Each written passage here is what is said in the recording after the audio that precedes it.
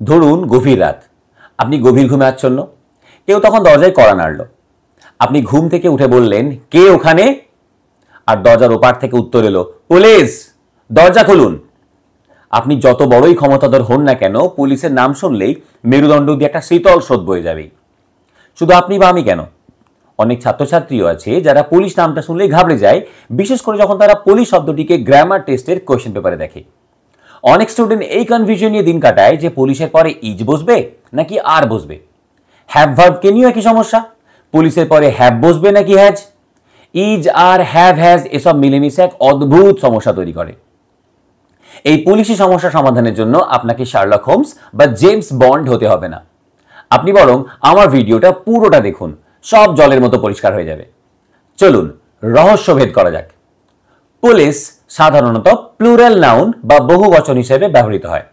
মানে পুলিশ বলতে আমরা একদল পুলিশ অফিসারকে বুঝি, কোনো একজন পুলিশকে কিন্তু নয়। তাই সাধারণ নিয়মে পুলিশ এর পরে আর বসে এবং হ্যাভ ভার্বের ক্ষেত্রে হ্যাভ বসে। যেমন the police are coming, police আসছে। The police are investigating the case, police মামলাটা তদন্ত করছে। The police have arrested the thief, police চোরটাকে গ্রেপ্তার করেছে। তাহলে ইজ এবং হ্যাজ এরা কখন বসবে? পুলিশের পরে ইজ বা হ্যাজ শুধুমাত্র তখনই বসে যখন পুলিশ শব্দটা একজন কর্মকর্তা বা নির্দিষ্ট অফিস বা সংস্থা বোঝায়, যেমন a police officer, the police department ইত্যাদি। এক্ষেত্রে পুলিশ সাবজেক্টটি সিঙ্গুলার হয়।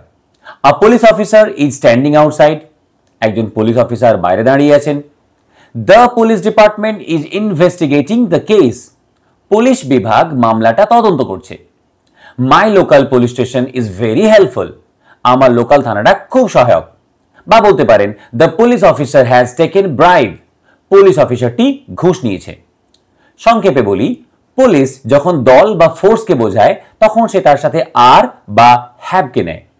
আবার পুলিশ যখন একজন কর্মকর্তা বা একটা পুলিশ ডিপার্টমেন্ট বা পুলিশ স্টেশন এরকম একবচন বা সিঙ্গুলার বোঝায় তখন পুলিশ তার সাথে ইজ বা হ্যাজকে নেয়। আশা করি বিষয়টা ক্লিয়ার করতে পেরেছি।